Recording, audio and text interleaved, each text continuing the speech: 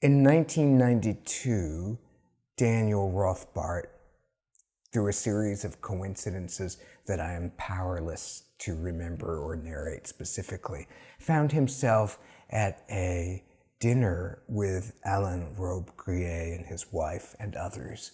And this moment from so long ago in Naples in 1992 lodged in the artist Daniel's consciousness and sprouted decades of fantasy and itineraries. And it seems that not the final, but a very grand site of arrival is now this exhibit and this reenactment of that enchanted, caught moment of the very young, precocious Daniel, riveted and captivated, quite literally, in the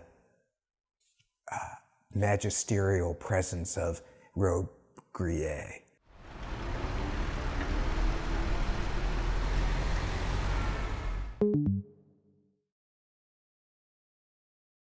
3 giorni di discussione sul tema del fantastico, a riconferma della vitalità del mondo culturale partenopeo, tra Palazzo Corigliano e Palazzo Giusto, su iniziativa dell'Istituto Universitario Orientale. Si sono alternati gli interventi dei vari conferenzieri italiani e stranieri, narratori, critici, sociologi, docenti universitari, che hanno affrontato i vari aspetti dell'affascinante argomento, da quello antropologico a quello filosofico. A fare da sfondo alla discussione le opere postmoderne di Enrico Morelli e di Daniel Rothbart.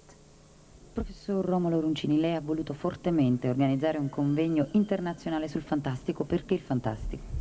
Beh, il fantastico è un genere artistico e letterario che risponde al senso di destabilizzazione generale che sorprende nei momenti di crisi, in un momento in cui tutti i vecchi valori, quindi le forze ideologiche e strutturanti di una società, sono venute meno. Dopo la caduta del muro di Berlino, indubbiamente il momento del riflusso per tutto quanto riguarda l'apporto ideologico che è stato dato nel conflitto della guerra fredda è caduto, e quindi naturalmente sono venuti i dubbi, le insicurezze, e tutto si riflette all'interno di un discorso che ognuno di noi cerca di fare a se stesso, per dire: ma dove mi trovo? È una sintomatologia precisa quella del fantastico, cioè di recepire il momento della caduta dei valori, e quindi di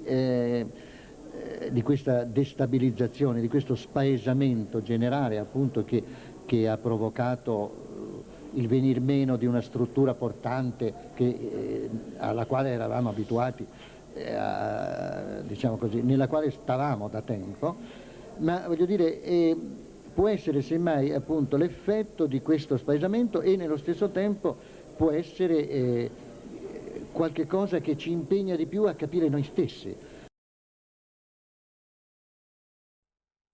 So here's what Robbe-Grillet has to say.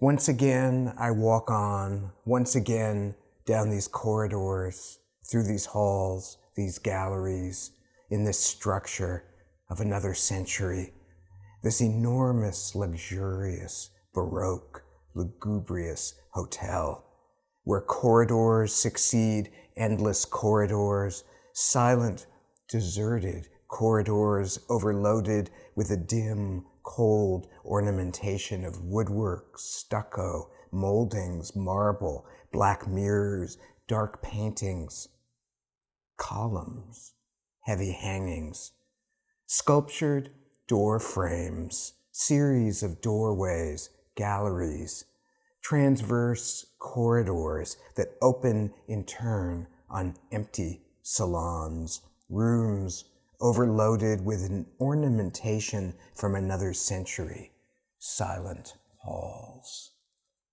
A deeply evocative movie, even if you don't know what's going on, even if you don't read the subtitles. Last year at Marion Budd created an entire atmosphere for me and many other cinephiles, I think, an atmosphere in which simply mutely existing within a rotating prism of repetitions could seem like an attractive fate, and you wouldn't want anything perhaps more interpersonal in your life. It's a kind of womb or a kind of revolving door that becomes a gorgeously solipsistic cosmos, and no pejorative meant with the word solipsistic. So Daniel Rothbart's art, as I see it, particularly his collages, has specialized in displacements and in a form of delicate defamiliarization, whereby the sculptures are incongruously at rest in a variety of found postcards, nostalgic, imperial, dubious images. And I think that the unfolding of the series of his collages creates an effect like the cascading, repetitious corridors, the enchanting corridors of last year at Marienbad. And we haven't even begun to discuss Delphine Seyrig.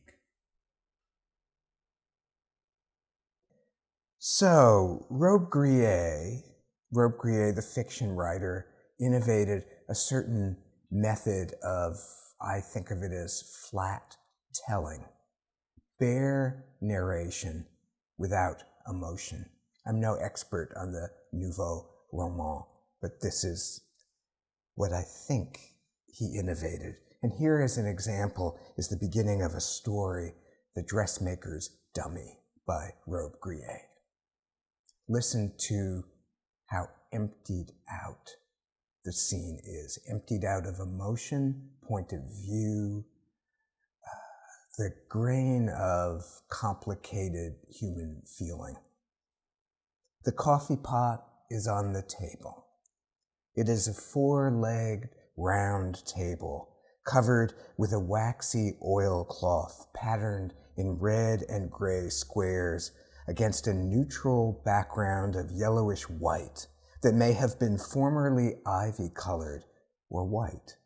In the center, a square ceramic tile serves as a protective base.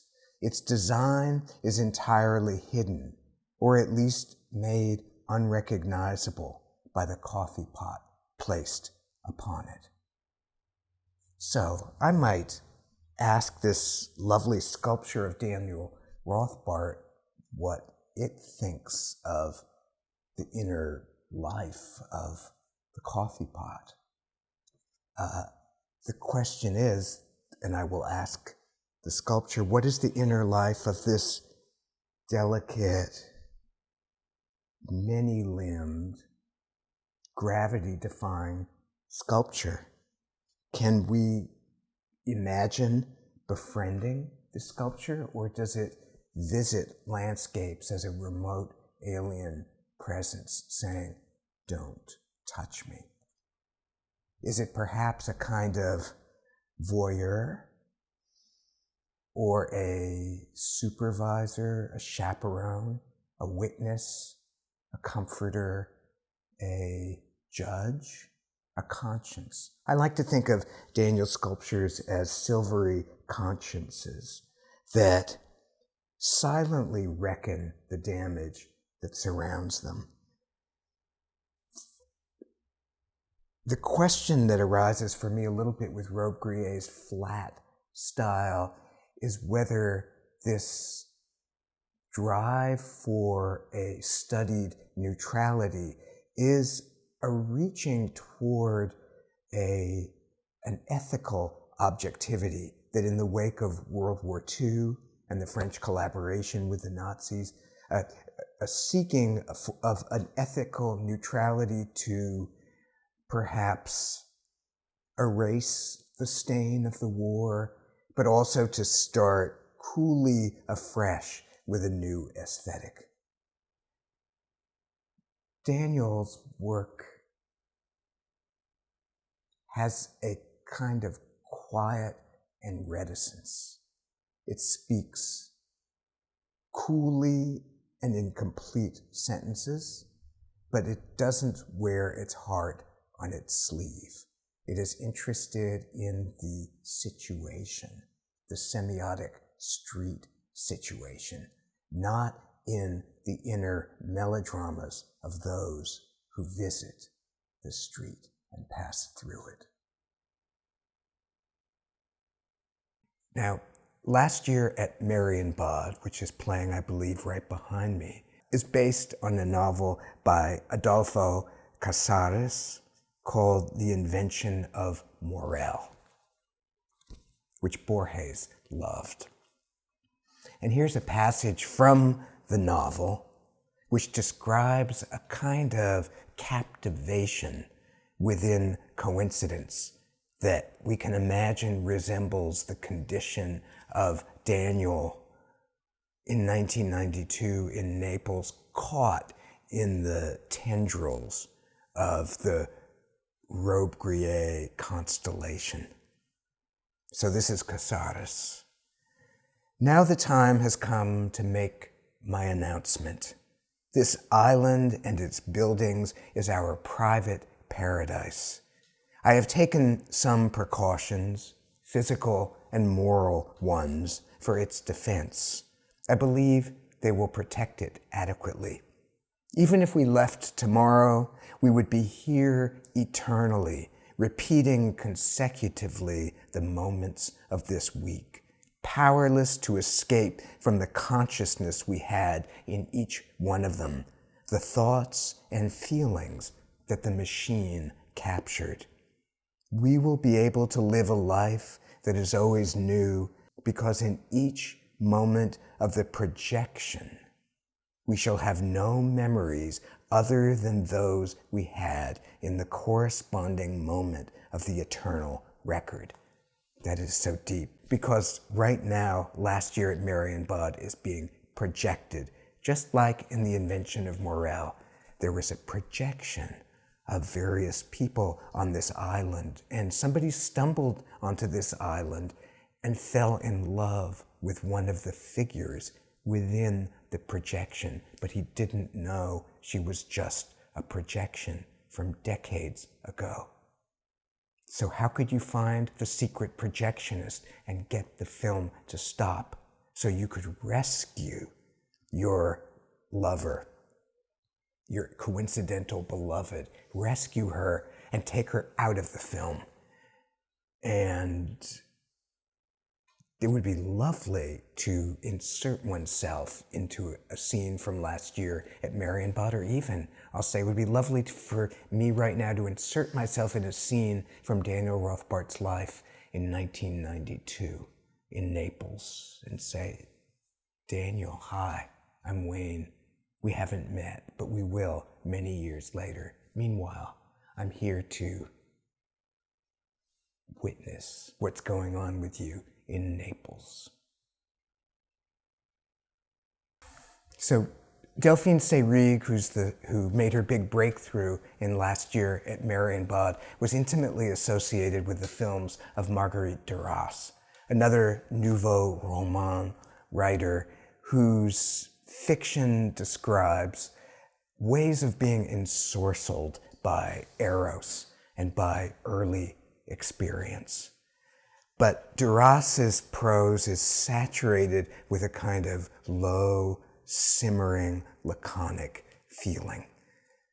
But the point of bringing up Marguerite Duras here, I think, in the context of Daniel Rothbart's work, and in the context of his return to Nice and to Naples to revisit this storied moment of meeting Robbe-Grillet, the point of bringing up Marguerite Duras is to highlight a kind of persistently melancholy reticence at the heart of her work, and to mention the strength of an artist like Rothbart or Duras, who manages to remain loyal to the melancholy and not either transcend it in a moment of fake cheerfulness, or imagine that there could be a fate more delicious than drowning in melancholy. It's not the same as depression. Melancholy is an art form. Melancholy has to do with the romance of being tethered. So here's Marguerite Duras describing how the process of being an artist or a writer is dwelling within the emptiness. She's talking with the filmmaker Jacques Rivette, and she says, just imagine, talking about a film she made, we shot sometimes close-ups, one after the other, without even numbering them, if you can imagine. This could have been dangerous, but it didn't matter. One must let oneself go. And Rivette asks, what do you mean, let oneself go? Duras says, oh, I let myself drift along because I had used a certain emptiness in me as a starting point of the book. I can't justify that now after the fact. There are things that are very obscure, which aren't clear to me at all, even now, in the film, but which I want to leave like that. It doesn't interest me to clear them up. So I really respect the rigor of an artist who doesn't clean things up or explain them, and who begins a project from a certain rumble or murmur of an emptiness. And I'm not saying that this tender sculpture proceeds from emptiness, but any possible rapprochement between the objects, the other objects in an installation, and this creature is going to remain unconsummated and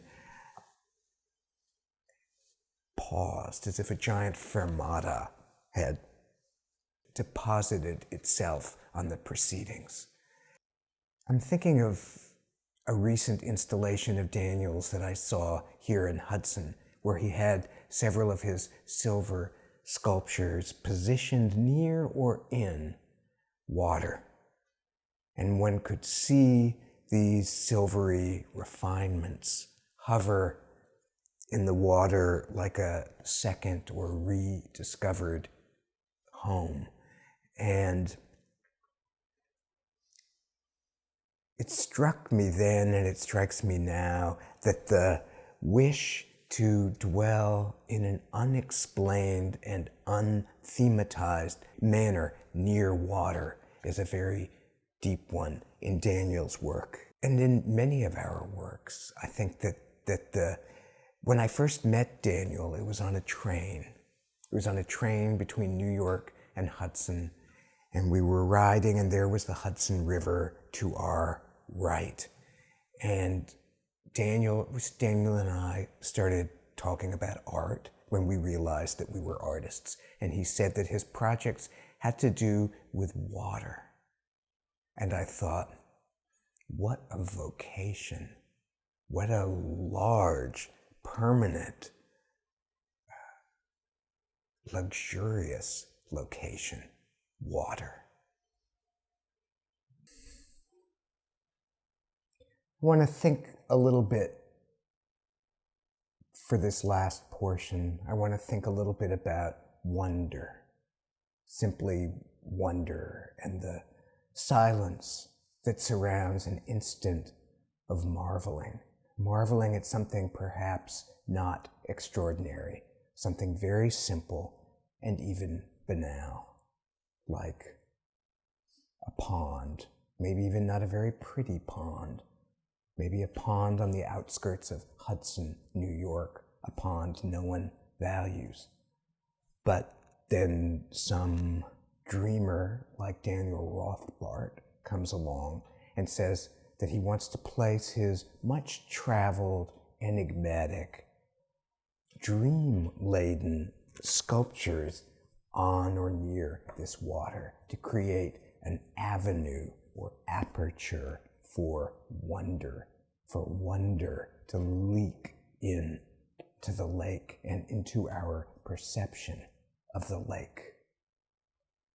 Here's a passage from a brilliant essay by Robbe-Grillet, my favorite of all his writings, called A Future for the Novel, from a collection For a New Novel.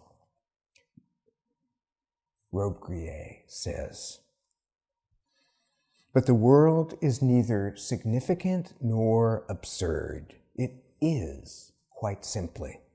That, in any case, is the most remarkable thing about it.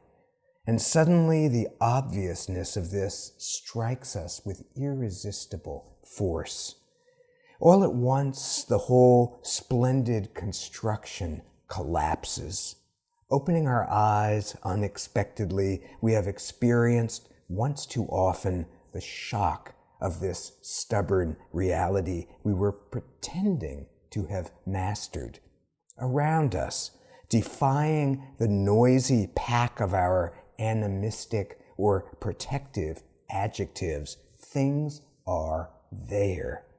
Their surfaces are distinct and smooth, intact, neither suspiciously brilliant nor transparent. All our literature has not yet succeeded in eroding their smallest corner, in flattening their slightest curve." What a passage. It seems really to argue for and to prophesy on behalf of an art that will simply observe and document the there-ness of the world without the obscuring filters of individual points of view, but with the genuine, ultimately visual shock of things as they are. Things as they are reminds me of Wallace Stevens, the American poet, because I think things as they are is a line or a phrase from one of his famous poems. Things as they are. And Wallace Stevens clarified that things are never as they are because perception and art filter the things. And so you tilt the prism, the kaleidoscope, and your entire interpretation of the ceramic tile, the coffee pot, the pond changes. Nonetheless, I hope that Daniel would agree with me in earnestly championing and celebrating an art that tries humbly, modestly, carefully, meticulously to document things as they are. But that is not the same as servile realism. I am a surrealist. It's a little too late to be a surrealist, but voila, here I am. Daniel Rothbart is a surrealist as well. Surrealism, a controversial and muddy movement, did not die when its death was announced, nor did psychoanalysis die, despite its opponents and naysayers. Both surrealism and psychoanalysis are terribly flawed structures and hermeneutics. Nonetheless, given how wrecked the world is, I don't think that surrealism is the worst thing that ever happened to it. So we're here with Daniel Rothbart, Delphine Seyrig, and Alain Robbe-Grillet, and a few thousand others to celebrate the undead, revenant quality of the surreal.